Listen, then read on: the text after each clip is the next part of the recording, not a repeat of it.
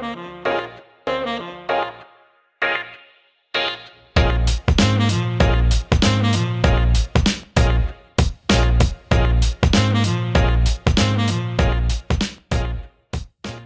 and welcome back to Game Talk. I'm your host, Ahmed Mion. Today I'm joined by Connor Hey guys.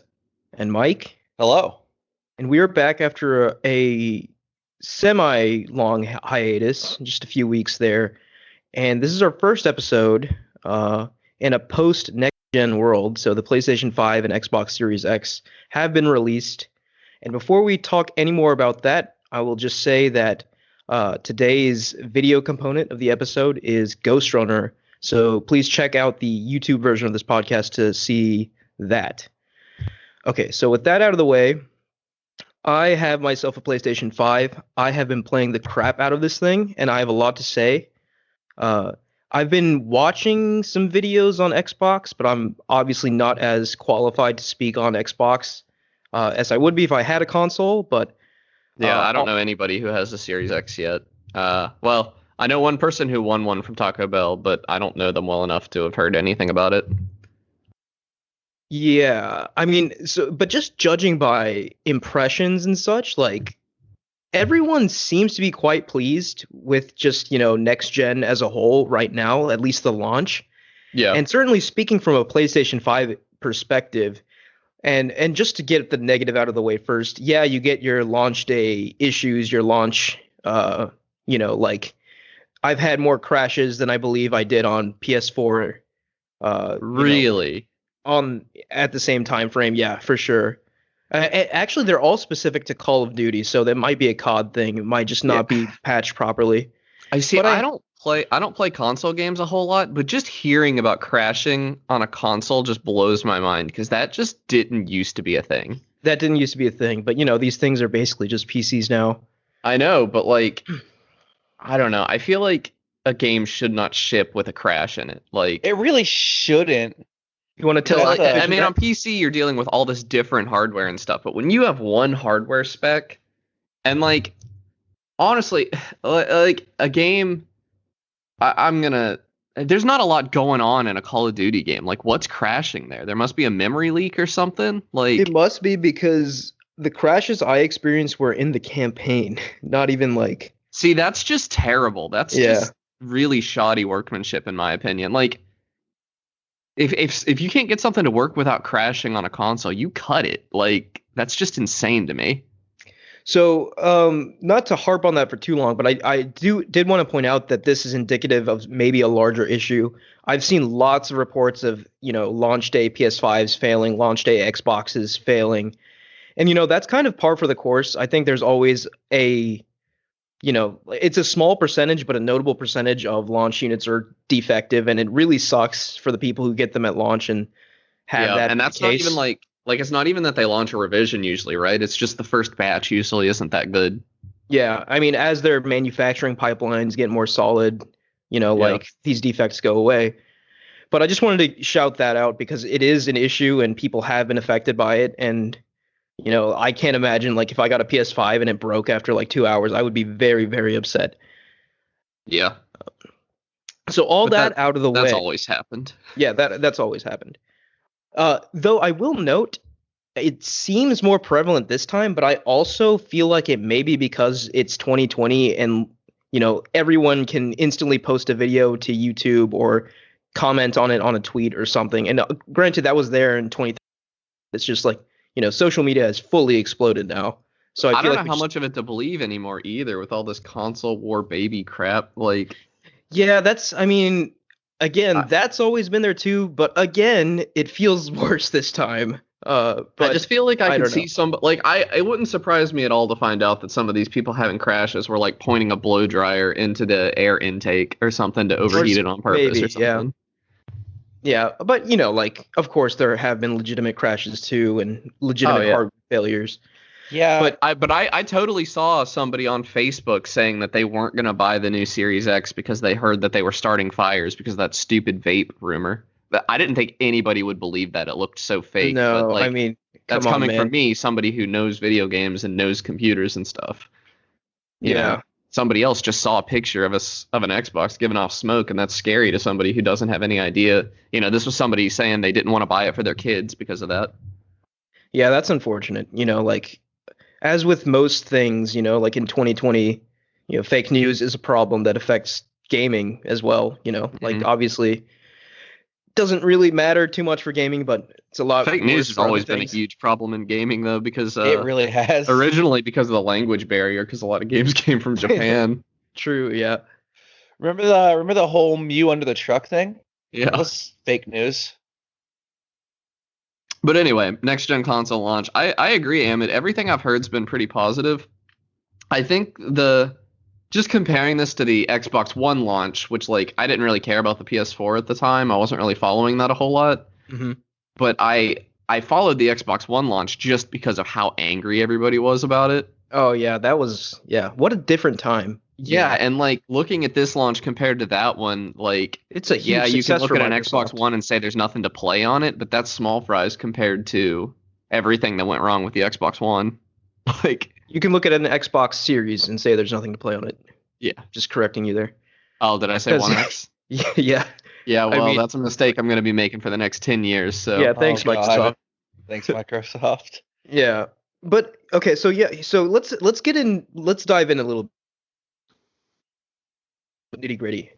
So in terms of the PS5, at least, just first thoughts, setup was really easy. The UI is incredible. I'm in love with that UI. Sometimes I don't even play games and just navigate the UI and look at the settings and stuff, trying to dig up all the different that's things. very on brand, Ahmed. Yeah. It really. It sounds like Ahmed's like the perfect PC gamer already. Maybe I am. Yeah, who knows? Yeah, scroll through your Steam library for a couple hours. Yeah.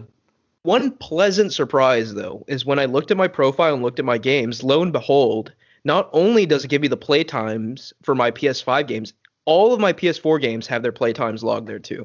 I didn't realize that they didn't have that before, because I think I've had access to that information, through GOG Galaxy. Yeah, you have to go through like a third party to get that. Yeah, but that's the only place I've ever looked. I have all my accounts on GOG Galaxy, which is a pretty good app, and it showed my play times. Nice. But yeah, so I didn't even realize that was a problem on PS4, but that's insane. I love looking at my playtime. Oh yeah, I love that. And I that was probably the biggest UX omission to me. And the fact that it's there is so great. Granted, it should have been there before, but the fact that they include the PS4 times is really good to me and sort of makes up for it. And realistically, this thing's backwards compatibility. Are you ever going to hook your PS4 up again? Oh, absolutely not. Especially because all of my saves are backed up into the cloud, so I can just pull from there if I need. Yeah. Thank God you pay for that. I don't know if you saw that recently, but you can no longer back up to a USB. Oh, that's kind of crazy. Yeah, you have to have PlayStation Plus, and you have to back up to the cloud. That's the only way to back up your saves now on PlayStation. That's wild. Yeah, that was a misstep. Yeah, that's dumb. Nintendo leading the way once again.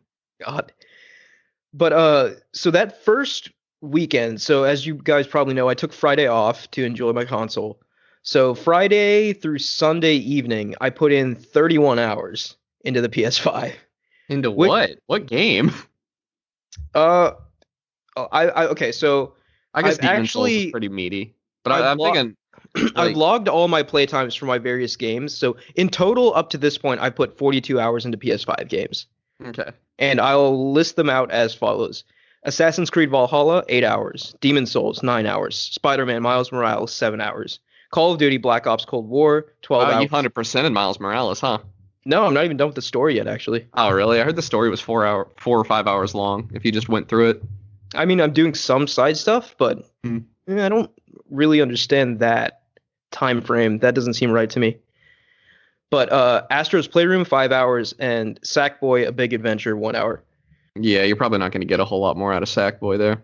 So really quickly, just talking about, I guess we can talk about the games a little bit now, because that's sort of what makes this launch for me, and why I think the PS5 launch is quite special. It's a lot of games. It's a lot of games and a lot of quality games. Let me just start quickly with Astro's Playroom, probably the most underrated launch game of all time, I will say. It is just a bundle of joy. It's super short, but it's so high quality. Like every second of that game is so high quality that I have no qualms about the length. I think Sony needs to give Team Asobi their unlimited, carte blanche to do whatever they want and a high budget. They need to do that yesterday because this team is incredibly talented and can convincingly make like a Mario for PlayStation through Astrobot. I'm Is it the 100% same convinced of that. team that Yes, did Astrobot Rescue Mission.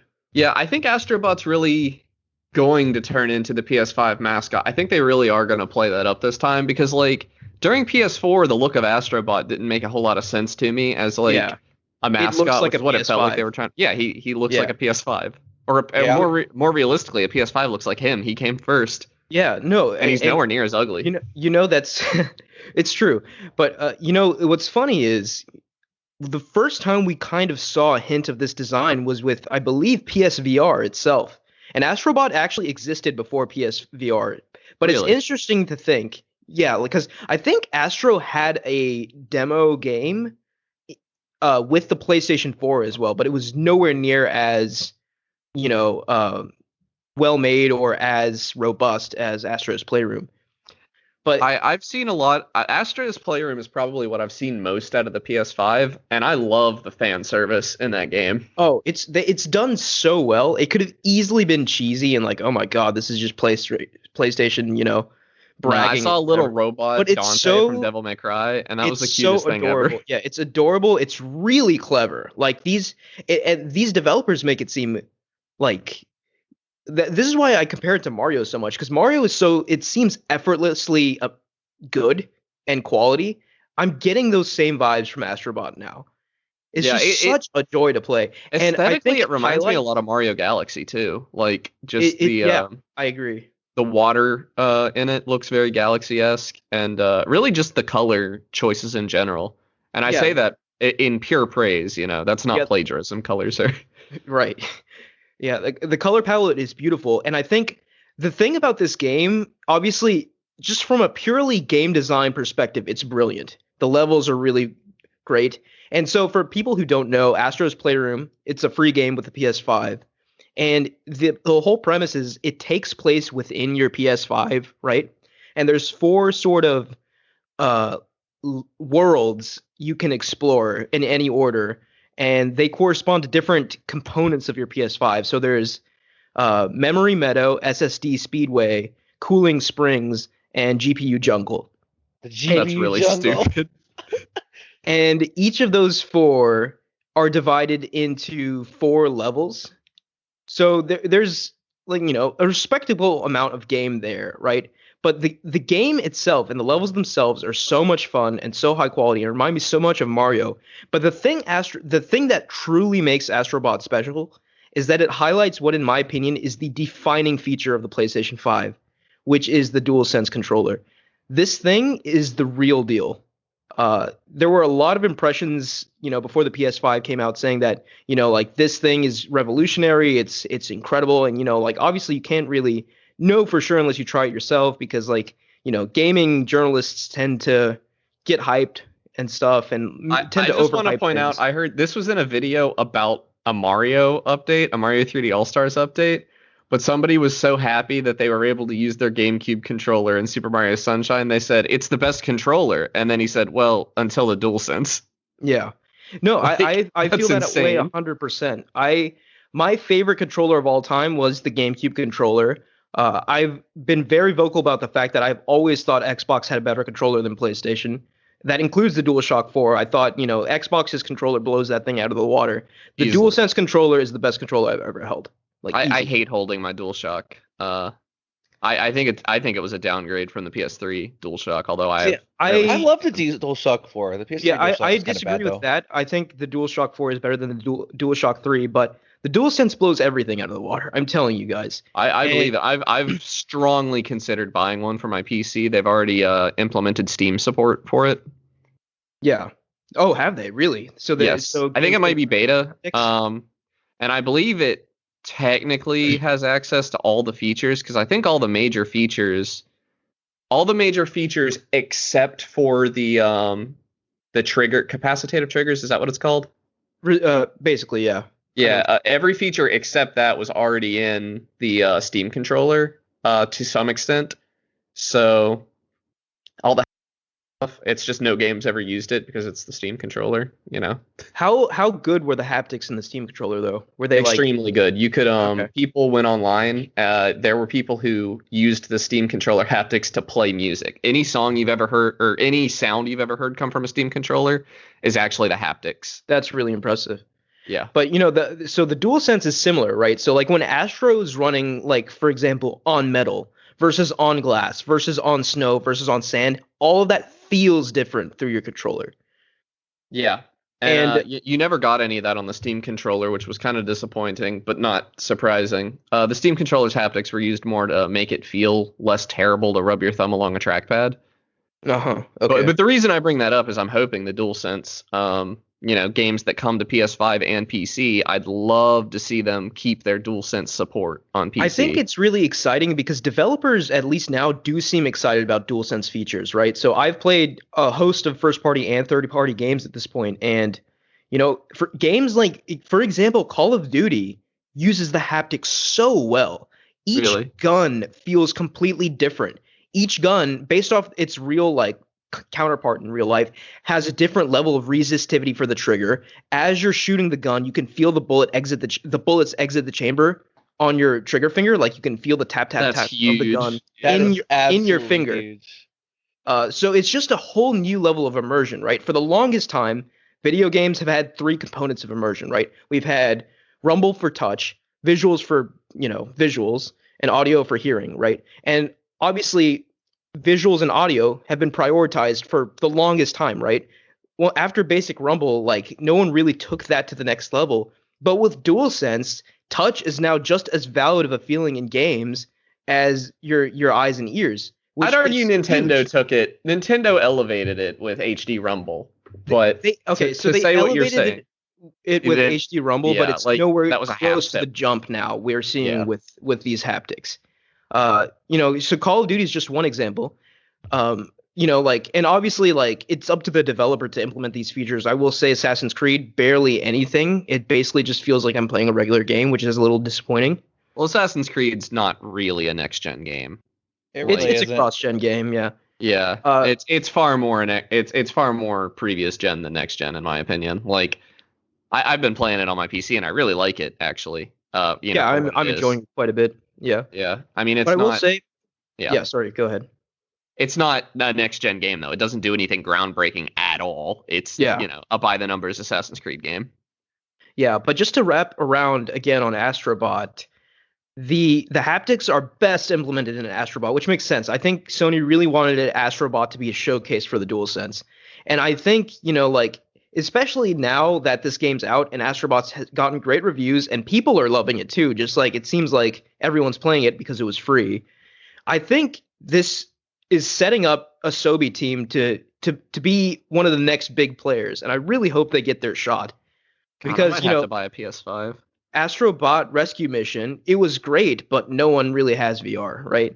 Yeah, Astrobot Rescue Mission, playing it on your PSVR was the PSVR experience. I honestly can't think of another game. No, which is weird because pretty much agree with you. Yeah. The only other game I can think of is Resident Evil in VR, and that's for a totally different reason. It's not due to level design or anything, it's just to the sheer elevation of the horror. I mean, yeah, Astrobot actually made me jealous that I couldn't track my controller when I'm in VR, like, because it used that in such a clever way. Yeah, the minds over at Asobi are very innovative, and I'm very excited to see what they do. Yeah, and I haven't seen anything that interesting in that space, like, outside of the indie space since, like, the first Little Big Planet. Like, yeah, they're doing incredible work. Yeah, I just want to give them the props where that's due, because I feel like they are definitely poised to be a huge name, I think, if they're given the right resources. Also, a game taking place inside your console is like my favorite trope of all time. Like when I started, I was like, okay, this is cheesy, but like I loved it so much by the end. Like they just did it so well. I love that in Banjo Nuts and Bolts as well. Yeah. Oh, the log box, whatever. Yeah. But like after I cleared, or like it took me 5 hours to platinum Astro, right? So it's not a long game at all, like I said. but I still find myself going back to it just because it feels so good to play. I bet it ends up being a big speedrunner game. Yeah, there's a speedrun mode and everything, so it's Oh, definitely wow. set up for that. Yep. And it, like there's leaderboards between you and your friends and stuff, which gives the game a little bit of longevity, so that's good. But like after I 100%ed it, there came a message came up and said like thank you for playing Astrobot Rescue Mission. Look forward to Team Asobi's next project. So hopefully they've already got something underway. Yeah, I hope so. And yes, I like if we get like an Astrobot 64 or something, like what I mean, like 64. some sort of like I guess AAA first party 3D platformer with Astrobot at the helm. Like Yeah, I would be there day that'd one. be ballsy because nobody's doing that right now except Nintendo. Yeah, but like I 100% think that Astrobot can go toe to toe with Mario, which is an absurd thing to say. Like Mario, like I mean, even like a post Odyssey Mario, like is the move like surely the movement doesn't feel as good as Mario Odyssey. That would be Mario Odyssey's movement feels better, but Astrobot's movement is nothing to sniff at either. It feels really good to play. But yeah, so obviously Astrobot, huge ups from me, and a perfect showcase for that DualSense controller. It's one of those things that really I think like I can sit here and talk about it, and obviously it sounds cool, but you really need to feel it to understand what I'm saying, I think. Well, I'll just come on over sometime and try it out. Hey, that now that you've moved 5 hours away. But that The vaccine's kind of coming. close, right? What? Vaccine's coming kind of soon. Yeah, but you live hopefully. 5 hours away now or whatever. Yeah, but I'll be in Morgantown, like. And you'll have your PS5 with you. Probably not, but yeah. Anyway, yeah. But yeah, so I wanted to talk a little more about some of the other games I've been playing, if that's okay with you guys. Go for it, yeah. Yeah, so I think the next one I have to mention is Demon's Souls. So Demon's Souls is probably the most impressive next-gen title for me right now. And honestly, probably other than Breath of the Wild, the best next-gen launch title, like, I've ever played, honestly. And that's probably, especially due to the fact that I've never played Demon's Souls before. This is a fresh Souls experience for me. And my God, is it hard. I feel like, so this was the first Souls game, right? And so in a lot of senses, it was like a prototype for what was to come. There are like no checkpoints in this game, which makes it just brutally difficult. There's like only after you kill the boss of an area you get a checkpoint, which is just wild to me. But so that's even like worse than Mega Man. Like, yeah, I mean, like each world is divided into several levels, right? And each time you beat a level, you get a checkpoint. Okay, like a bonfire or whatever. So like, how long's a level? I mean, the first time through, they can take anywhere from like 20 minutes to like an hour, I would say, because there's a lot to explore. Like, it's still a Souls game, right? Like, There's still like winding pathways, connecting secret items everywhere, which, by the way, I want to add, have you guys heard about the door? No. So apparently there is a door behind an illusory wall in this game that was not in the original game. And, Demon Souls veterans and like streamers and stuff have managed to use photo mode to look behind that wall, and there's an item there. Behind the locked door, rather, and there's an item there. And so no one knows how to get into this door yet, and no one knows what that item is yet. That's so huge. I know, this sort of thing is perfect for like a Souls game, right? Like, who knows what that is? Because like, if you're familiar with Demon Souls at all, you'll know that the world is divided into 6 archstones, which teleport you to different parts of Boletaria, and those are like the different worlds in the game, right? But, infamously, there's only 5 available in the game because From Software never finished development on the 6th archstone, but it's still there and it's still broken in the game. So some people are really hoping that maybe this leads to like repairing the 6th archstone, and like Bluepoint will have somehow built the 6th world with From Software. maybe was that's kind of a stretch. when you buy the key DLC and Yeah, maybe something like that, or maybe it's a hint. People are thinking it might be a hint to their next remake or something like that. But either way, this sort of thing, like it harkens back into a day when there could still be mysteries in games, and I feel like that isn't really a thing anymore. And it's super exciting because like everyone is like pooling all their resources online, doing absolutely crazy things. Like one guy on Reddit was like, "Yeah, I'm on New Game +7." And like I did this specific thing just to see if this door would open, and it didn't. And it was just like people were pulling out all the stops trying to open this door, and still, right now, as of right now, no one knows how to open the door or what's that's behind awesome. it. Someone tried to glitch into it, but there's an invisible box around the item, so you can't pick it up unless you go through the door. So that's really exciting, I think. That reeks of DLC then. It could, or it could just be a fun Easter egg. I really hope don't it's a know fun Easter egg. That would be way more fun. But the cynic in me says that if they put an invisible box around it, that's because they want to take money from you. But then why would they even put the item in if they were going to charge for it? So I don't know. Some people have been speculating it's the saw cleaver from Bloodborne, just as a weapon you can use in Demon Souls, which would be cool. Wild. Yeah, that'd be wild. What are the lore implications? Yeah. Oh my gosh. Like, I'm so excited for the Vati Vidya videos. Oh yeah, I was just about to mention Vati Vidya, and I was like, these people probably don't know who that is, but you do. Yeah, I love that guy's channel, and he's having a field day with Demon Souls as well. For those that don't know, Vati Vidya is a YouTuber who likes to cover the lore of the Souls games. And he just has the best voice to narrate Souls content. Like, very forlorn.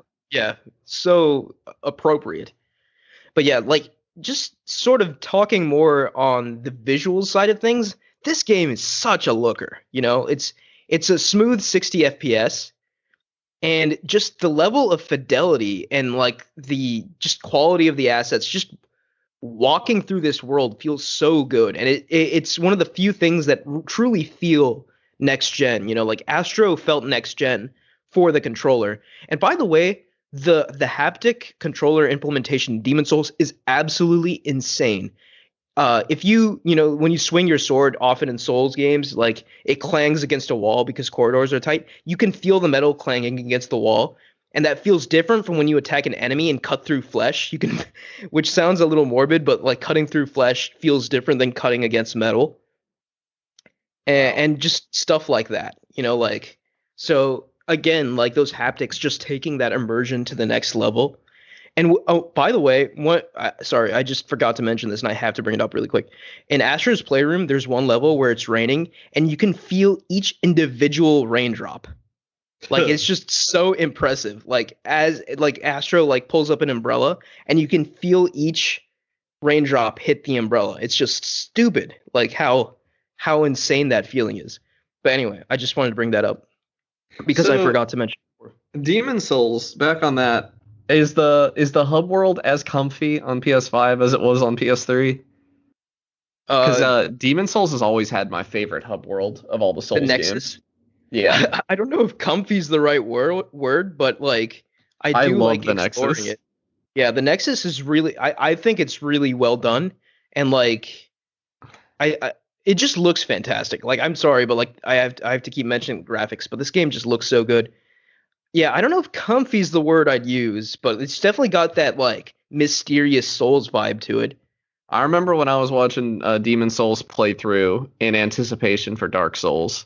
Yeah, that was like the standout for me, was how good that hub world was. So okay, and then of course Firelink doesn't hold a candle to it to me, but you've seen all of Demon Souls then?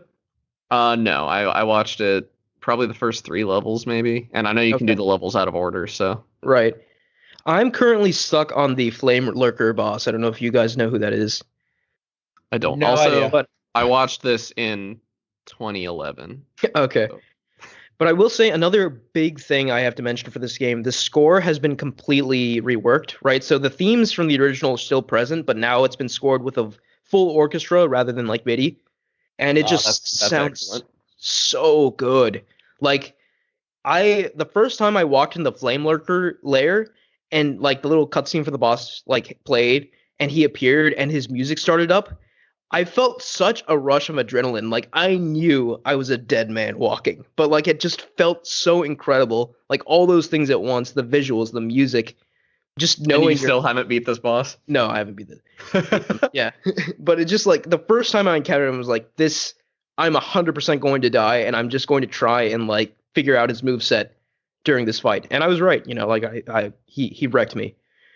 But yeah, what an experience. This is exactly what I was expecting and exactly what I was looking for. And it's checking all my expectations. And I think it's got like a Metacritic score of like 92 on Metacritic, which is higher than the original Demon Souls.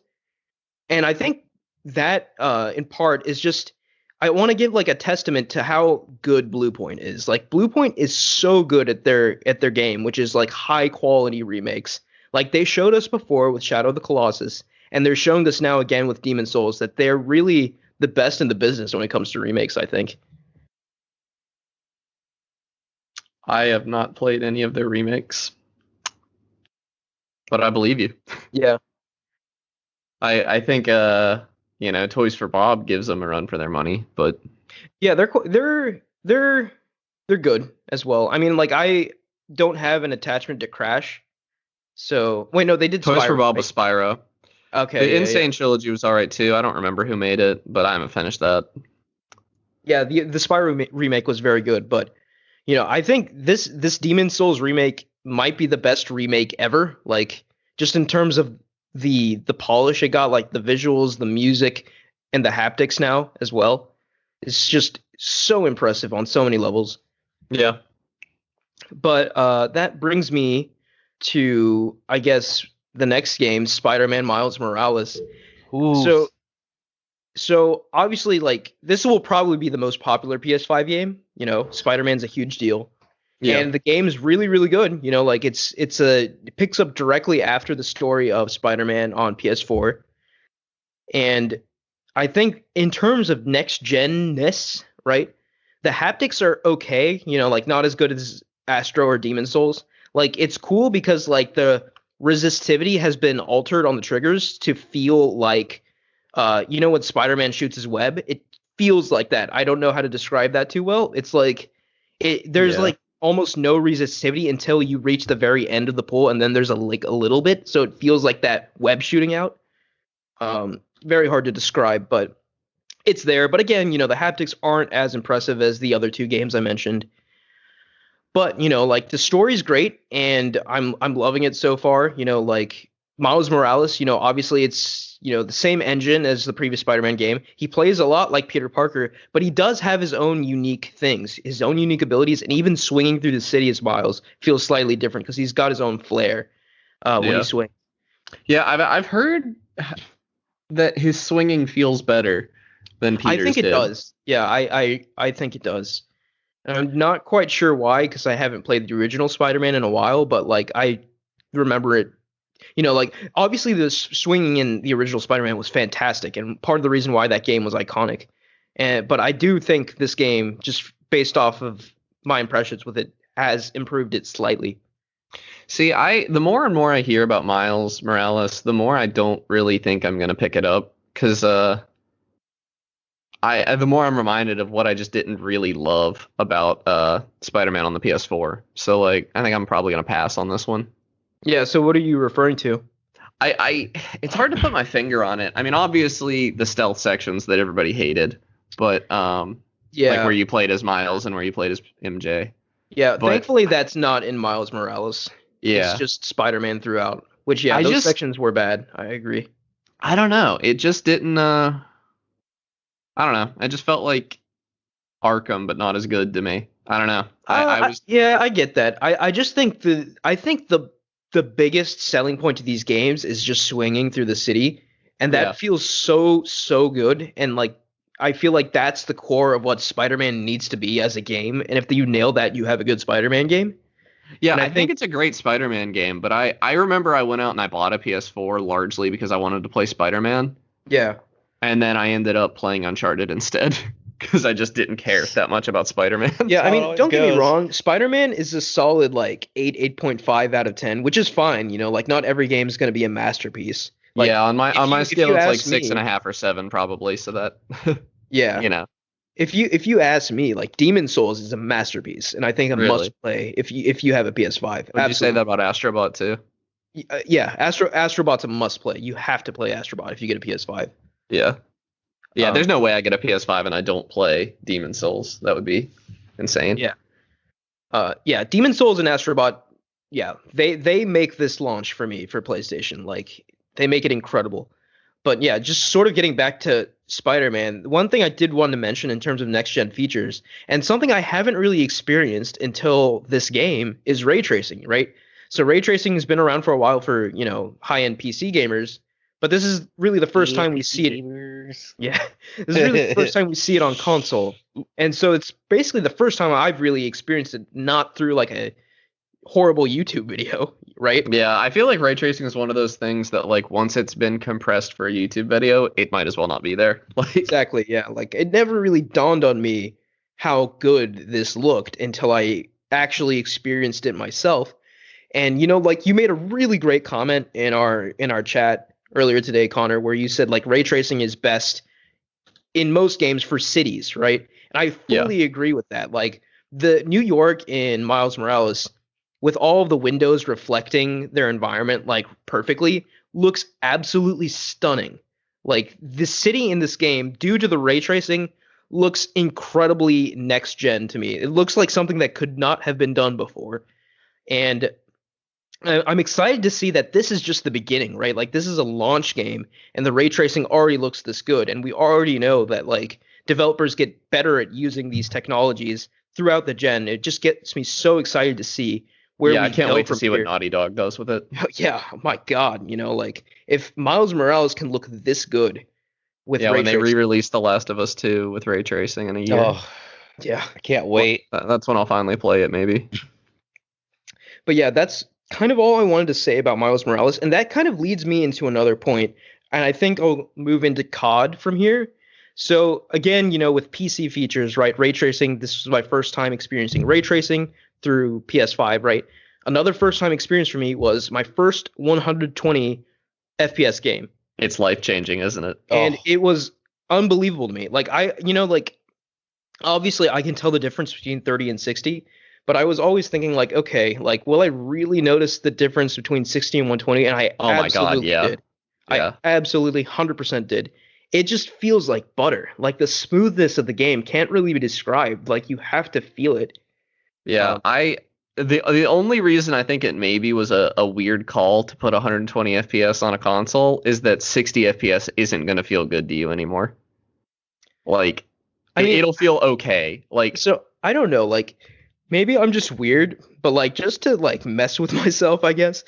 I played Call of Duty at 120, then went back to Spider-Man which was at 30 with ray tracing, yeah. and oh, and it took like 5 minutes or so for it to not bother me, but then my brain adjusted and I was fine again. So Okay. hopefully, hopefully that's how I am and it doesn't like permanently affect me, right? oh, Yeah, I mean I definitely like non-fast games. I'll probably have ray tracing because you can turn on performance mode on Miles Morales, right? Yeah, Miles Morales has a rock solid 60 FPS mode with no Yeah, when tracing. I play that game, I'll probably enjoy like the visuals for like half an hour or something, and then turn them off and never think about it again because 30 FPS in an action game is unplayable to me. Like No, I it, totally get that. slower I feel games, like absolutely. Like if it was like Assassin's Creed Valhalla is a pretty slow action game, so I would probably be fine 30 FPS on it. But Spider-Man's so fast. yeah.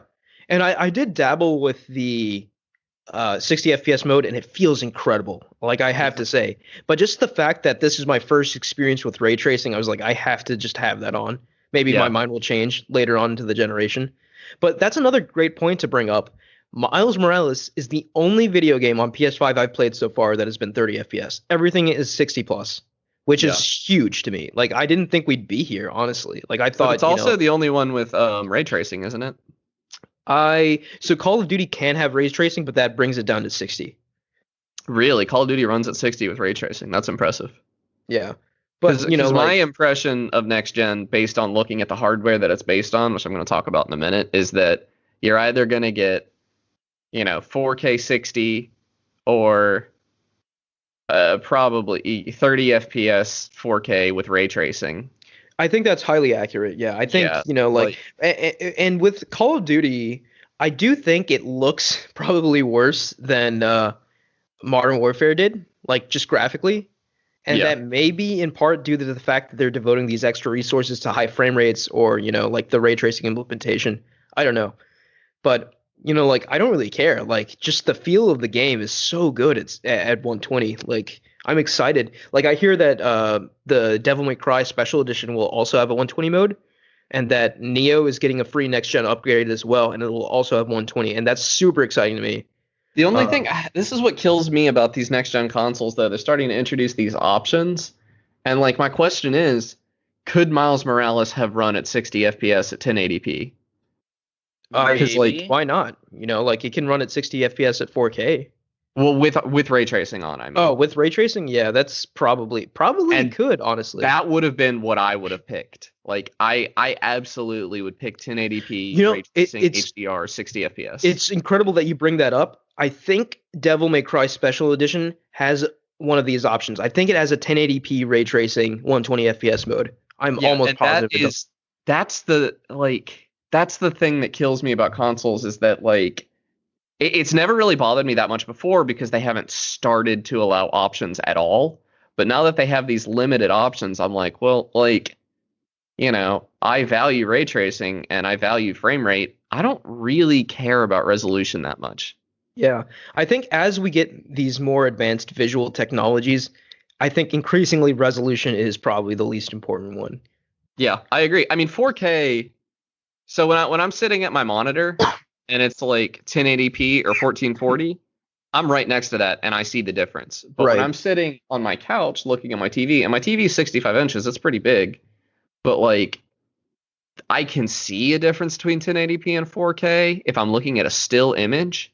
But Uh-huh. once I'm playing a game and there's motion, I'd much rather have those silky smooth frames than the extra pixels because I'm not going to notice those in Yeah, movement. and perhaps as we get further into the generation, we'll get some sort of DLSS equivalent that will allow for, AI upscaled resolution, and then we have the ray tracing and we have the frame rates. That would be the ideal scenario, I think. I would not count on that happening on consoles. And because I want to talk about AMD's RDNA 2 cards that we just got benchmarks today, and I'd like to Yeah, talk about that in a minute, but I want you to finish up your PS4 or PS5 talk first. sure. And so just one final thing, when you mentioned options, right? That brought my mind to there are now in the PS5 menu options, there are system level wide settings for various games, right? So you can say if you want the game to default to fidelity mode or performance mode in the system options, right? So you don't have to fiddle with it in the game. There are accessibility options in the system level menu as well. So like if you're colorblind or something, you can set things for that in the system and that'll automatically apply in the game. You can set things for difficulty in the system and it'll apply in the game. You can set your preset to like very easy, normal, very hard, That's really hard cool. in the system and it'll apply in the game. And I think that is a really sort of intuitive move. Yeah, like because that's awesome. Because like me as somebody who knows games, like if I had a kid and I'm giving them a PS5 to play, I don't want them to have to choose easy if I can do it for them and like Right. them never see that option. Yeah, and I think that was a really cool addition, and just that's one of many like sort of UI tweaks that are really cool. Granted, like using the UI, it took a little while for me to get used to, simply coming off PS4, because on PS4, right, like you hold the PlayStation button, and that brings up your like quick menu, right, and then you can like shut off the console and stuff from there. On PS5, it's pressing the PlayStation Right, button. and you have to hold it to bring up the you hold The it for 5 seconds, I think, and it brings up the big menu. No, not 5 seconds. It's like 1 second.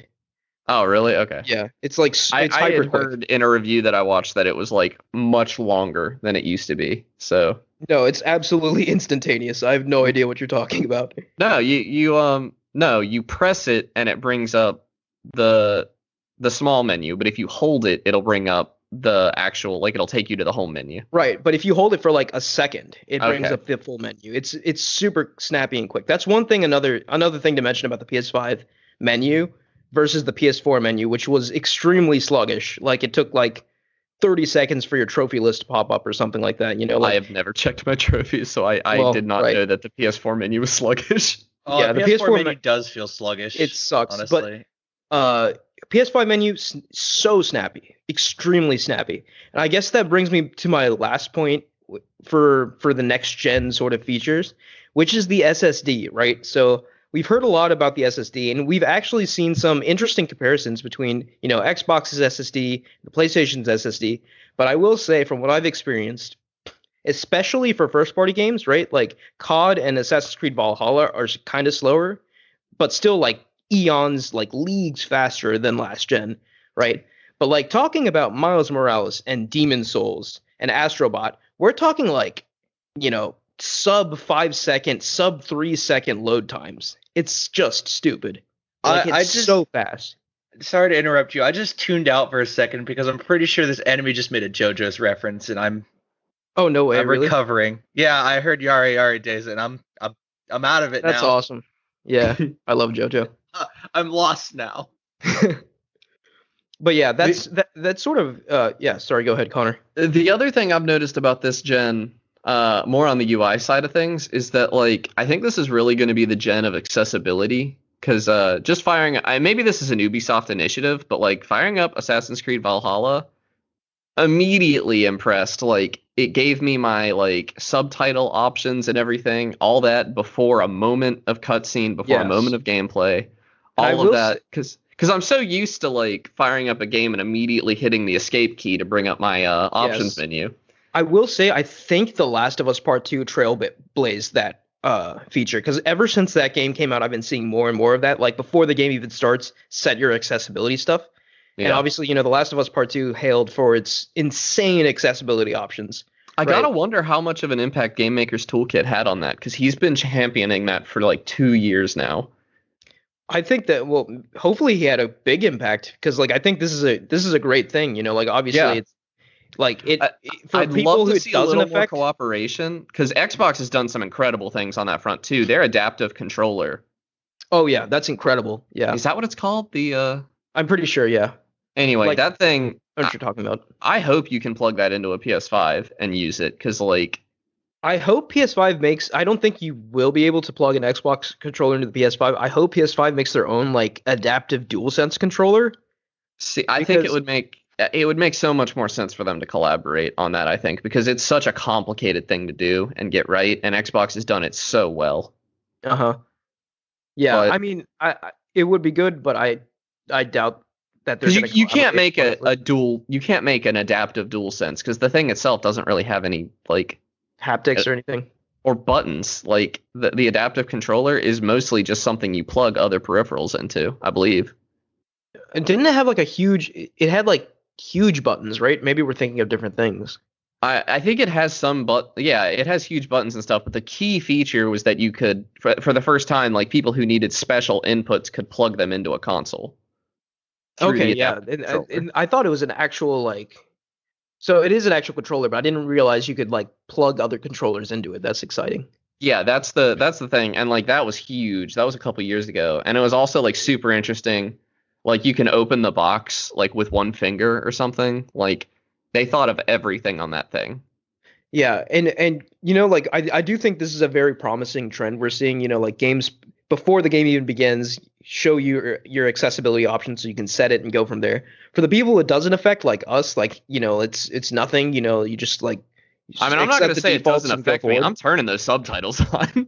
Oh yeah, well subtitles are the one thing, yeah. Yeah. But like that for the people that like for the people that had these expensive consoles and like struggled because they couldn't set these things out the gate, this is a huge deal. Like oh yeah, gaming is becoming just more and more inclusive of everyone. Despite some attempts from like bigoted people for it not to be that way, but I do think overall we're trending in a good direction, which is really exciting. Yeah, I think it's interesting because I do feel like Ubisoft is doing a lot of work in that direction, like just from my limited time with Valhalla, which is interesting because I don't think of Ubisoft as doing very many good things ever. It's funny with Ubisoft. Like the trend I see with them is like one step forward, one step back, so they don't really go anywhere. But yeah, and I'll talk about that in my games I've been playing. But But yeah, that sort of wraps up my PS5 spiel. I just wanted to touch on the next gen features. I wanted to touch on the games because I think the games this time around are so incredible and set a really good cadence for what's to come. Because just a little bit of time to touch on it as we hit our 54th minute.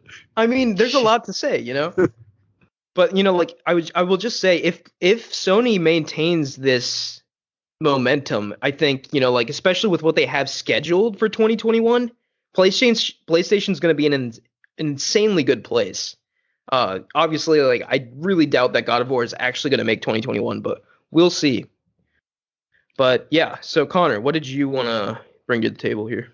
So I don't know how many PC gamer listeners we have, but we got anybody who's an AMD fan got dealt a pretty serious blow today. The benchmarks, like the third-party benchmarks for the 6800 XT came out today. And it's tough to recommend those cards to anybody at this point. That's crazy. That's So like before in raw benchmarks, they pretty handily beat Nvidia. Like the 6800 beats the 3070, but of course it does. It's like $150 more expensive. Not 150. It's more expensive considerably. And the 6800 XT beats the 3080. However, it's not by that much. In that case, the XT barely beats the 3080. And once you turn on ray tracing, it's like half the frame rate. It's terrible in comparison to NVIDIA's offerings. And there's no DLSS equivalent right now. Allegedly, they're going to bring one later. But even with NVIDIA having DLSS off, NVIDIA's ray tracing is outperforming them. So this could be my ignorance speaking, but do we think that like any of these issues could be ironed out through software? I think it's really unlikely. I think that their ray trace cores are just not as good as NVIDIA's. And I do think that's going to affect consoles down the line. That's unfortunate. I don't think you're going to get a good DLSS equivalent on consoles. I could be wrong, but I just don't see it being likely right now. Because if it was, AMD has come out and said that they don't like DLSS. They called it not real 4K. And like, all right, sure, but that's not the point. Yeah, they've. And if that's true, why are they working on an equivalent? I think it just says that they don't feel confident in what they're bringing to the table in that regard. And that's really surprising to me from an outsider. Like from my perspective at least, like I always saw Nvidia and AMD as like sort of the Sony Microsoft of the PC space. Oh no, right? It's never been like that. AMD has not been competitive since like the 7970, I don't think, and that was ages ago. Okay, yeah. So that was over 8 years ago. I always got the sense that Nvidia, in terms of like GPU, was like the clear way to go, and I was always had my eye on that 3070. And just hearing that all of this sort of validates that decision. It's just kind of surprising to me. You'd think that AMD would be going toe to toe with them. It's such a weird thing because like AMD, they released their 6800 card, right? It's only $70 cheaper than their XT. So like, why would you ever buy that? That's $70. But then if you're looking at buying the XT for $50 more, you could have a 3080. And like in the grand scheme of things, that's not like 50. It just does. I don't know who this is for. Like, I don't know why anyone would buy either of these over a 3070 or a 3080 because they're worse for productivity from what I saw. They straight up didn't work with a lot of the productivity tools that Linus Tech Tips tried to do. They don't have as good a video encoding. Their video encoding is much worse. So if you're like a streamer or something like that, these cards are terrible for you. Yeah, that's really bad. They don't have NVIDIA's software, and NVIDIA's software is excellent in all regards pretty much. Like, you have the DLSS and all, that's cool, but NVIDIA's also with their new cards, they have like AI background removal. If you're like a streamer or on a video call or something, it'll pick up your body and remove the background behind you. It has AI noise cancellation. Like, it just doesn't make sense to go AMD right now. And that sucks because I wanted to go AMD. I'm sorry, but I that made me think of one other thing that I just have to mention, if that's okay. Oh, the audio on the PS5? Yeah, so the audio, like the controller has a built-in mic now, and I thought that'd suck and be annoying, but it works incredibly well. like shockingly well. Obviously, like the voice quality isn't going to be as good as if you have like a dedicated headset. But no, but I hate playing a game that needs a headset with a bunch of people that don't have one. So having a mic in that controller is such a good thing. But here's the shocking thing to me. So obviously they use some sort of AI sound technology as well because it only picks up your voice. Like it Yeah. doesn't pick up your game, it doesn't pick up the controller haptics. It only picks up your voice. And not only that, your you, the party member's voice sounds so clear through the controller, and I was just shocked. Oh, Like, your I party could- members' voices come out of the controller? Yes. That's cool. Yeah. So the party members, yeah, everyone in your party, the voice chat comes from the controller speaker, and you can change that through the audio settings if you want. But like, I totally thought this feature would suck, and it really doesn't. Which is Nah, just another plus to this already stellar controller. But okay, I am sorry. such a because I have so many friends who've like broken their mic or something. Like I was trying to play video games with one of my friends the other day. I'm not gonna name and shame, but like I was excited. I got all set up and we started playing the game. And he said, "Oh, my mic's broke." So we're just and I'm like, "Why am I even playing with you if we can't Yeah, talk? What's the and point?" you know, it's funny. That's been such a common problem for like over a decade now. Ever since multiplayer gaming really became a thing, like a mic was required, and those things break. Like, and this is such a simple but effective solution to that. Like, if you don't have a mic, it doesn't matter anymore. You can Yeah. talk to your friends just fine through the controller, and you don't have to like get up close to the controller or anything. You're just holding it, playing it as usual, and just talking. It's kind of magic. It's really cool.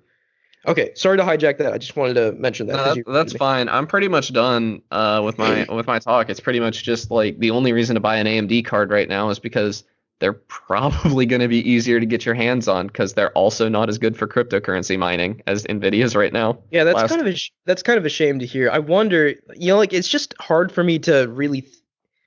Uh, I have to think AMD's got to do something right. There's I got to mean, be some okay, sort so of they have done software.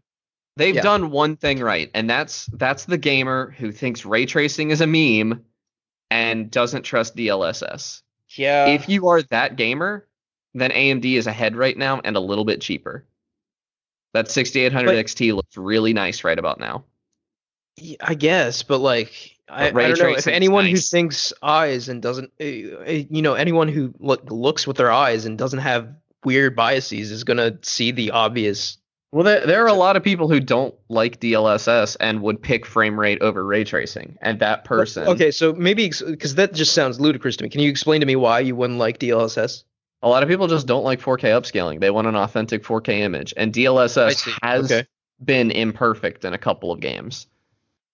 So that sounds like the same sort of argument to me that like checkerboard rendering had, with PS4, Xbox One. Like, It is. It's the exact unless same. you're some dude from Digital Foundry, you're not going to be able to tell the difference between a checkerboard 4K and an actual 4K image. Like, come on. Okay, I would have agreed with you until recently, but the fact is, when I'm sitting looking at my TV, I can't tell the difference between 1080p and 4K, like by eye. Yeah. So, like, the people who care about 4K can probably tell. Like, if I'm sitting at my 4K monitor sitting in front of me, I'll Okay, probably yeah. be able to At a monitor, maybe, but like, especially at a TV, like, I don't know. Yeah, but a lot of PC gamers aren't playing on their TV. They're playing on a monitor. True. Yeah, I still think it's a little silly. I feel like it's so close that it probably shouldn't matter, but like we're in the hyper nerdy space now, like so anything really goes. Yeah. Once you're looking at the 6800 XT and the 3080, you're definitely not at. There are no casuals that are going to be playing. on that. Exactly, yeah. But I really just can't. I would have trouble recommending AMD at all right now, which sucks because I was That's rough, looking yeah. forward to Team Red being on top again. But that just doesn't seem to be the case. And I got duped. I was like looking for Linus Tech Tips. That's where I get most of my benchmarks from, and I was like excited to see it. And the title of his video was AMD didn't disappoint. And yeah, they didn't disappoint you maybe, but like Wait, why did he say that though? Like, was he because satisfied? they made good on every promise they made. They beat Nvidia if you don't turn on ray tracing. Yeah. Yeah, I don't know. That's I guess that's kind of like that was the only way they could say they did that. I don't know. Yeah.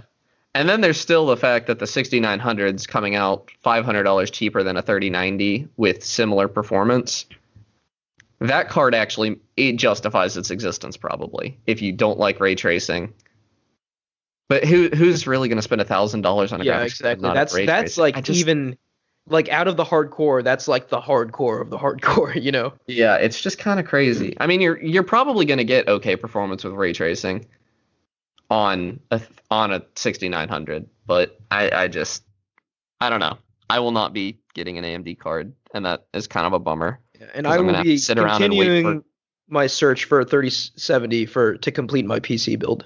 Yeah, I hear January maybe we'll be able to get I'm looking for a 3080, but I hear I January. feel like that's going to be even tougher to get. Maybe. Maybe we'll see. But yeah, like I doubt it because scalpers can buy a lot more 3070s. They can probably make a bigger profit off of those. But all things considered, I think it's a super exciting time to be a gamer. We're in next gen we're firmly in next gen territory now for both the console and the PC space. Yeah. And it's really delivering, like the jump from, the PS3 360 gen to the PS4 Xbox One gen. It was cool and all, but it didn't even come close to matching the jump between PS2 to PS3 and Xbox to 360, right? Yeah. And I think this jump comes a lot closer to that. With everything from the advanced visual technologies like ray tracing, high frame rates, to the utilization of SSDs to make everything feel snappy and smooth. Games coming out right out of the gate to take advantage of those features, and especially on PlayStation's end, the usage of haptics to really amp up the sensation of touch to kind of be on par with visuals and sound. I think it's a super exciting time to be into video games. I think on the PlayStation end for sure, and on PC, because PC cares about graphics above all else, essentially. Right. And VR is making some big leaps right now too, but I'm not going to get into that. But I really think PlayStation is the one that feels most next gen right now, because all my friends that have Xboxes are like, yeah, I'll be getting a Series X, but I'll get it when I get it. I don't know anybody who's like chomping at the bit, like scouring stores looking for them. And for Xbox. And just anecdotally, like people are going nuts for the PS5 from what I've seen. Like everywhere it becomes available, it sells out instantly, and like friends are messaging me and being like, "Hey, where do I get a PS5?" And these are friends that I normally don't talk to, but they know that I'm into video games, and it seems like it's capturing the zeitgeist. Maybe not as much. I mean, definitely not as much as like the Wii or something like that, but like it's got the public's attention, I think. Yeah. See, I'm like laughing at myself because I'm really excited to build my new PC. That's my big next gen thing. And I was like joking with my family the other day because I'm not going to be able to go home for Christmas because of COVID. Right. That I'm going to get a Christmas tree and wrap all my individual PC components to put under it. Oh, God. What a build nerd. It Christmas morning. But I won't be able to get a 3080. Yay. Yeah, so it's all pointless. Yeah. No, I mean, I don't know. There are a lot of components that'll be a huge upgrade in this PC. I'll probably just move my 1070 over for now because my 1070 is no slouch. No, definitely not. Yeah. Yeah. But that's about 1070 is about on par with like a Series S, right? It's probably a little better than a Series S. I think I don't know. I think I'm pretty close to a 1X. Yeah. Which beats a Series S. Yeah, which is still really bizarre to me. I feel like that may be a misstep on Microsoft's part. Incidentally, we talked a bit about Series X, but haven't really mentioned Series S. Do you know anyone who's gotten a Series S? No, I don't know. I'm not gonna know anybody who gets a Series S. I just want to say, I feel like our social circles might be not interested in that console. Buying a Series S, like, I could see it being attractive. It's $200 cheaper. But I think if you do any research at all, you'd have to be out of your mind to buy a Series S. And I was a big proponent of the Series S. I thought like, hey, $200 cheaper, 1440p, that'd be good enough for me. But I don't know if I agree with that necessarily. I think if you're, like maybe a parent or maybe a super casual gamer, you get a Series S, you get Game Pass, you're set, And then you get one game and you filled up your hard drive. Like, or your solid state, sorry. Yeah, but like, do casual gamers play more than one game at a time? I don't know. They play Call of Duty and they play FIFA, and they're not going to have room for both of those. How big's the hard drive? 512 gigs. That's enough room for COD and FIFA. No, it's not. COD is 280 gigs. 512 does not account for the OS, so that's room for COD. So the funny thing is, COD did say 280 on the box, but it's like more like 140 when it's actually in my PS5. So I have no idea what it was talking. Maybe it included Warzone in that number. Maybe. But yeah, but still, like, that just commenting on that briefly, that is just absurd. Like, there's no way on earth COD should be close to 300 gigabytes. No, like, there's no not. way. But I'm really saying, like, I don't see. It's $200 to upgrade the storage in an Xbox Series X and an Xbox Series right now. Yeah, that's kind of weird to me. Like, and that's so Well, at least you strange can too. do it. You can't do it at all on a PS5. No, but here's the thing. Like, PS5 will accept like third-party memory upgrade, like solid state upgrades, right? It has an M2 slot. No. Yeah, they will. PS5. There's nothing on the market that it'll accept right now. No, yeah, not right now, right? But it has an M2 slot, right? And when when PlayStation certifies, SSDs that are on par or better with the PS5 SSD, you can conceivably slot that SSD in, no matter where it is, like where you got it from, or what have you. With Microsoft, you have proprietary expansion, which is really weird to me because I would expect Sony to do that. It's proprietary they did expansion, that with the Vita, but it looks like they're not going to be the only ones making it. How does that make any sense? It's just like GameCube memory cards. There are off-brand ones that you can get. I love the off-brand I still ones. don't understand, why didn't they just do what PlayStation's doing? Like that I don't makes know. more sense to me. I mean, maybe they think Americans are dumb and they don't trust them to install an M2. It's a little involved. I wouldn't expect the average person to be able to do a PS5 M2 install. Yeah, I guess you're right. That does seem like a step above just like, And maybe they're banking on the price going way down. Economy of what's it when you sell a lot of stuff? Economy of scale. Yeah, thank you. Yeah, I don't know. remember my econ course in college. I didn't take any. It's just a sort of weird choice, but yeah, it is. But I really just like. I really don't think, and like if you're like somebody who doesn't want to spend a bunch of money, then get Xbox All Access. Like, I think I don't get why they made the Series S, because Xbox All Access totally opens the door for it to be an impulse buy.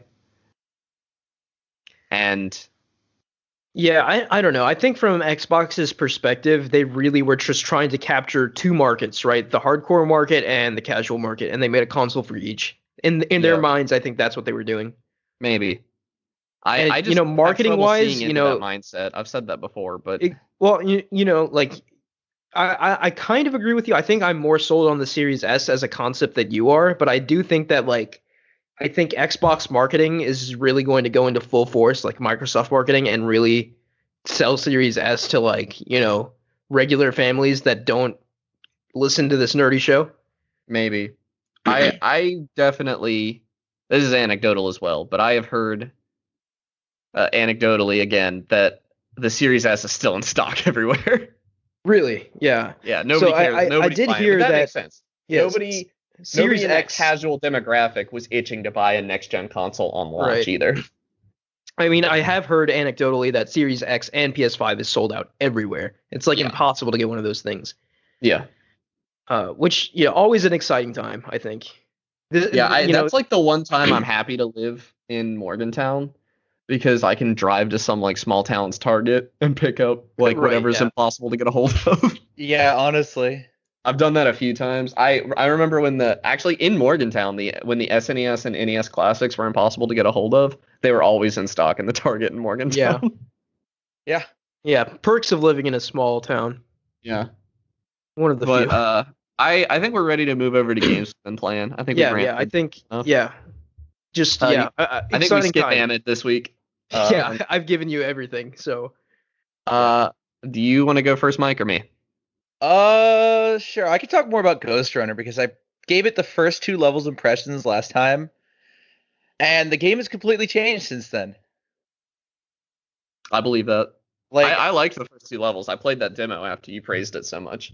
Yeah, you finally get abilities. I just got a new one right now. Yeah, I was watching your boss fight, and that looked incredibly sick. Oh, it was I'm gonna level with incredibly you guys. I tense. haven't had the stream up this whole time because it distracts me too much. Oh, okay. No, I've been paying attention. Yeah, I'm I've been a paying attention. That's all that matters. yeah. But the game, it's like it's almost a puzzle game, less than a slasher. Yeah, Yeah, I get- definitely got get that vibe. Yeah. I just had to like think the entire time. Like if something doesn't work, I reevaluate it and then walk back in. Which honestly I like. Yeah, I like action puzzlers. I actually this isn't my game I've been playing, but I picked up Manifold Garden and played it for almost an hour and loved the visuals, thought the puzzles were interesting, but I just don't like those slow-paced puzzle games like that. Which is disappointing because I thought the visuals, I was super excited to be looking at them for a couple hours, or however long it took to beat the game. But those action puzzles, like in Ghost Runner, Yeah. Yeah. they're very fun to me. Like super hot level stuff, you know? Yeah, it feels very similar to Super Hot Yeah. in terms of the way you That's like, a really good tackle a level. comparison. Yeah. God, Super Hot VR was good. Uh, I actually need to play Super Hot. yeah, it's really fun. The DLC they made for it was really boring and terrible. It wasn't a standalone. Yeah, you got it for free if you bought Super Hot, but it was called Mind Control Delete, and it's not. I got it for free and paid too much. It was just a total waste of my time. Yeah, I heard it was. After having, and it was also, I heard it was really pretentious. I didn't get far enough to see any of that, but which is weird because typically I would call that a good thing. I like pretentious games, but Nah. wasn't into it. Ghost Runner Yeah. looks good. Ghost Runner's a lot of fun. So it came out of early access, right? No, Ghost Runner? No, Was it there ever was a in demo early we access? played. It was a demo. Okay. This was a full release game on launch. Which is kind of Yeah. rare. Sad that that's such a thing you can brag about. Yeah, Now. that's kind of Yeah. rare now. This is a fully finished product. Yeah. It doesn't even crash a dozen times. Yeah, it doesn't crash. Looking at you, COD. It Yeah. doesn't like explode. Multi-billion-dollar Activision. Yeah. The soundtrack's banging. How's the story? The story was really weak in that demo.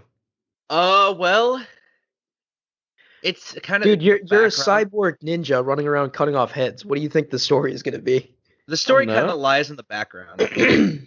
That's good. That was really what I wanted, was that the story took less of a precedent, because I felt like half the demo was me climbing a tower and like very samey gameplay while a guy told me a story I didn't care about. Oh yeah, no, that's the first two levels are all exposition, And then it just it kind of builds up past that. that's good. Like I like that dialogue does not repeat if you keep dying. So for a given section, as long as you get through like someone saying a sentence, that That's so sentence good. will never be said again, even if you die. That is so good. That's really good. It's really great because you can hear a whole story in the time it takes to get through a section. And then you're just jamming into the soundtrack. So it's very clearly a game where you're gonna die a bunch of times. and Oh that's no, just- you definitely die a lot. yeah. I think the first boss fight, which is this giant laser tower, which I could just pull up actually. I don't want to complete it because it was a pain, but it took me 200 some deaths. Yeah, so now that you've died 200 times to the same boss, you're in the right mindset to try the Souls games out. This one had laser walls though. It was Wait, muscle Mike, have memory you at not that. played the Souls games? I have not played a Souls game. Wow. Okay.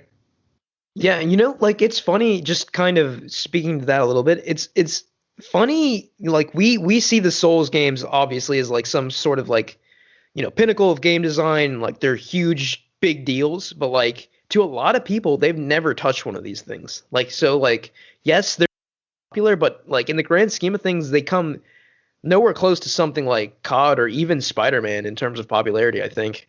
Yeah. Like I was talking to my one of my sort of casual friends, right? I mentioned he contacted me asking about like a PS5, and he doesn't really game too much, right? Yeah. But I mentioned Demon Souls, and he was like, "Oh, what's that?" I was like, "Oh, it's like Dark Souls," and he was like, "Oh, what's that?" I was like, What's "Oh, Dark okay, Souls?" Oh, never wow. mind." Yeah. Some of us, So- still people who haven't been tainted by the memes. Yeah. The innocent few. So if you're ready, I'm gonna move on to mine now, Mike. Yeah, go ahead. I'm not really gonna talk about one game. I'm gonna talk about Ubi Ubi Play Plus, I think it's called. It's whatever. It's the subscription service where you get all of Ubisoft games for. So Game Pass for Ubisoft, basically. Yeah, it's $15 a month. I'm not gonna renew my subscription. I bought it mostly to play Watch Dogs Legion, which hasn't been received too hot, right? No, not by me either. That game.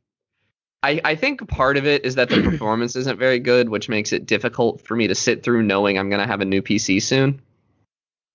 But yeah, it runs really bad, and honestly, like, it's really easy. And Watch Dogs 2 wasn't hard at any point, but Watch Dogs Legion is like kind of bad. I don't get it. Like, it's so stupidly easy that I'm not having fun. Like, it's tough because, like, I feel like with Watch Dogs, like, there's so much potential there, but I feel like Ubisoft never really realized the potential of that IP.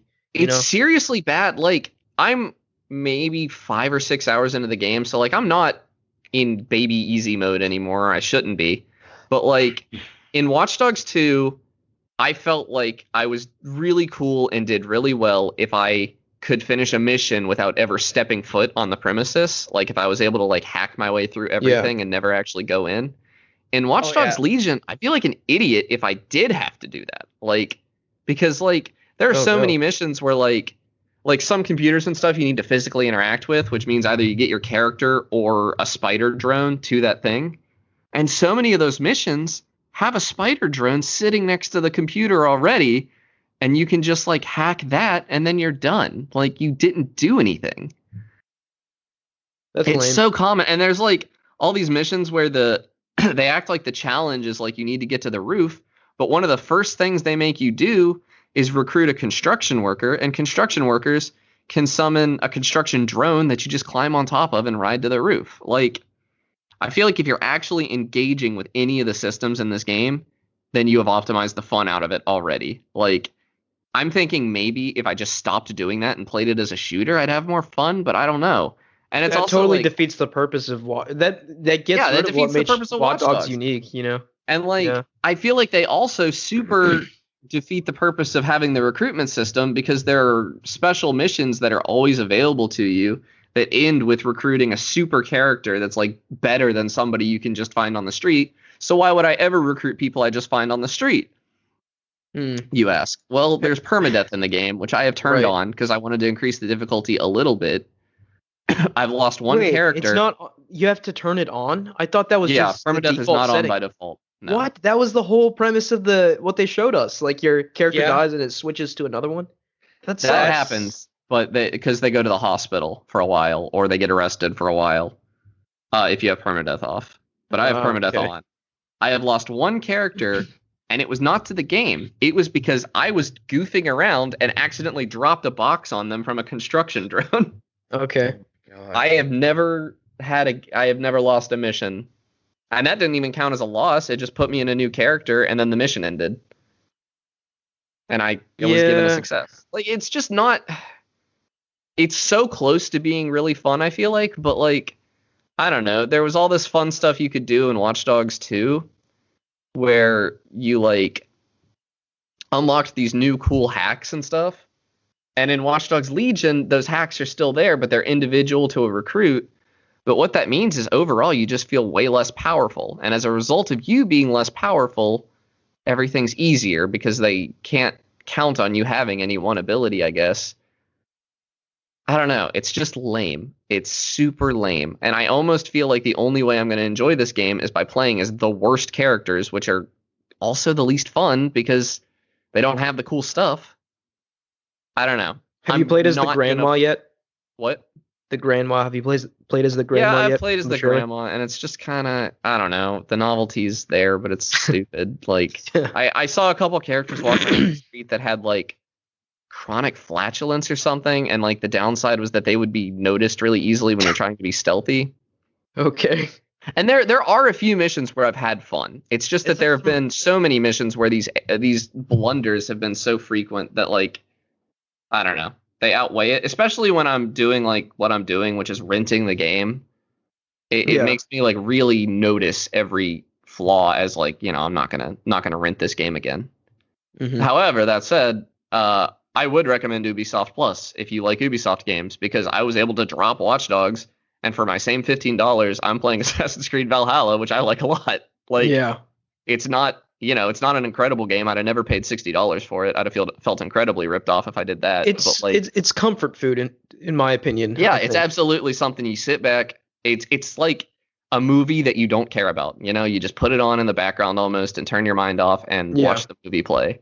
The combat's nothing spectacular, but it's engaging enough that like, I'm not watching it happen. I'm helping at least. Exactly, yeah. And I do find the whole premise of Vikings pretty cool.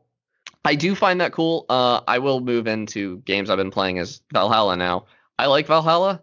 I think my main issue with it is that the traditional Assassin's Creed mechanics, there's a lot of ludonarrative dissonance there. Like, I like the stealth and stuff in Assassin's Creed games well enough, and it feels wrong for my Viking to use exactly. them. The assassin. So I'm about. I think I said like 9 hours in or so, 8 hours in. I think we're at about the same place then, because I am also 9 or 10 the assassin stuff really just feels sort of tacked on right now. And obviously we're still early into the game, so that could change. But it's just like, just make a Viking game. It doesn't have to be an Assassin's Creed game. Yeah, and I felt like for a bit, like maybe Eivor was going to go through some critical character development that was going to make him more comfortable, and as a result, me more comfortable with the assassin stuff, and that's just not happening. And it's also, frankly, it's harder to do the assassin stuff than it is to just call in a raid and destroy the town entirely instead of looking for your target. No, I'm absolutely playing more as a Viking than I am an assassin. Like, yeah, me too. It just feels fine. Way more appropriate. It's a fun game doing that in. It just feels kind of weird, like when Sigurd, your basically like your brother / best friend guy that you go on missions with. At the beginning of a mission, he always says something like, all right, we can stealth this or we can Viking this, whatever you want to do. And I think at one point he almost literally said that, and I was like, Sigurd, you know me better than that.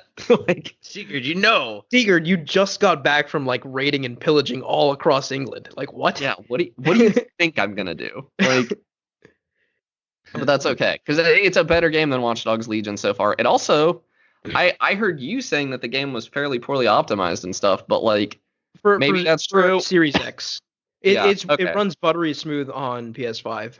It's running extremely well on my PC, and that's like I was hesitant after you told me that, and I like turned on like adaptive resolution and stuff, and I think occasionally my resolution dips, which I love that feature in PC games. It's not there often enough. I would so much rather my resolution dip than my frame rate. Yes. And to just sort of clarify my comments from before a bit, when we were talking in private, I was strictly talking PS5 and Series X versions of the game. I didn't know anything about the PC version. It runs extremely well on my PC, and I'm very happy with it. And I don't know if I'm going to finish it, but I got some good entertainment out of it. I will probably revisit Watch Dogs Legion on the show once I have my new PC built, because you probably will too, because all 3000 series cards are being bundled with Watch Dogs Legion for the foreseeable future. Yeah. Which is how I got my copy of Watch Dogs 2 as well. Here's the thing though, like I hear that even on a 3090 with all the bells and whistles turned on, Watch Dogs does not perform well. Yeah, I've heard it is not great on the performance front. Well, those are with DLSS off typically. When people run those all bells and whistles benchmarks, they typically disable DLSS. Okay. And so I imagine you can get an extremely, if I bet I can turn on DLSS and upscale 1080p to 1440p and have all the bells and whistles on and have a very good time.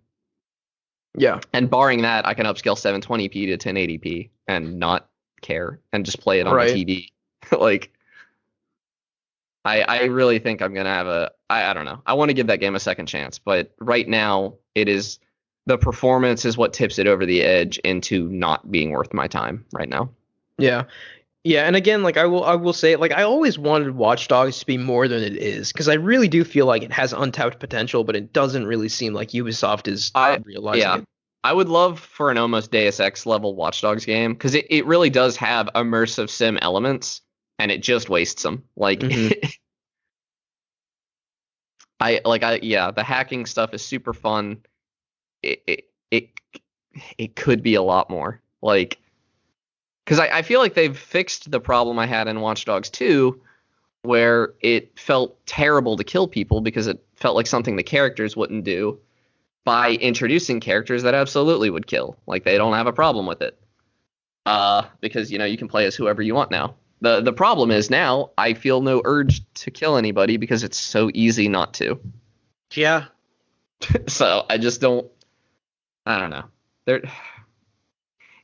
Playing Assassin's Creed Valhalla and then playing Watch Dogs Legion, it is unbelievable to think that they came from the same company, because Legion is polished to a mirror, or no, Valhalla is polished to a mirror scene, and Watch Dogs feels like an early access game. But here's the thing, Ubisoft is so big, it's basically like they might as well have been different studios working on it, Like, and I do kind of think it's Ubisoft insane. consists of like a dozen plus studios at this point, I think. Yeah, that's true. I just wish Watch Dogs got a little more love, because I want that series to be good. I honestly am thinking about just going back and playing Watch Dogs 1.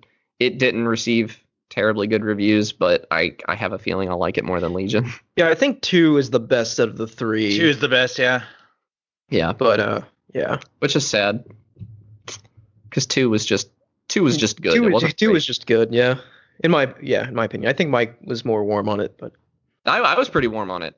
Good, getting me to call a game good isn't easy. Yeah. So yeah. But yeah, I was disappointed. I think I've said on the podcast before that Legion was going to be a day one buy, and I'm really glad that I didn't do that, because I would have. That's why, like, unless I don't know, in general, unless like I know, like, unless it's like a Naughty Dog game or like a FromSoft game or something like that, like I always like check Or Doom. reviews. Yeah. Well, I haven't replayed Doom, but Doom is one of those for sure as well. But like, unless it's a game is going to be quality from people who are good at making games, it's always better to just see impressions. Yeah. But all right, I think that's going to do it for us this week. I do want to say, if you like Ubisoft games, I didn't even know Ubi Play Plus existed. If you like Ubisoft, like if you like Assassin's Creed, I'm not in love with Assassin's Creed, but I had toyed with the idea of getting Origins and Odyssey, and now I have them both, as well as Valhalla. Like, Ubi Play Plus is an extremely good value if you like those games. Yeah, and I will say, maybe, especially like after Valhalla, like Valhalla's like comfort food. Odyssey and Origins might feel like junk food, honestly. It's just really? Be more of the same, but less polished, I think. Wouldn't feel as bad to do the assassination stuff in those, maybe. No, I think it feels worse in Origins. In Origins, at least tonally, it feels more appropriate. Odyssey, it makes no sense. You're like you're like a Athenian warrior, but yeah. Well, that's that for me. Yeah, okay. So wrapping up for real now. Thank you guys for listening. I think it's a super exciting time in general, even though we kind of ended on a down note. But for games in general, I think next gen is here. Table. Yeah, that's what Connor brings to the table. Next gen is here, and it's good by all measures, and it's really exciting. So yeah, thank you guys for listening. Thank you, Connor and Mike. Yep, anytime. Yep. And you can follow us at @Podcast Game Talk on Twitter. Please like, rate, review us on YouTube and any podcast service you use, and we'll catch you next week. See ya.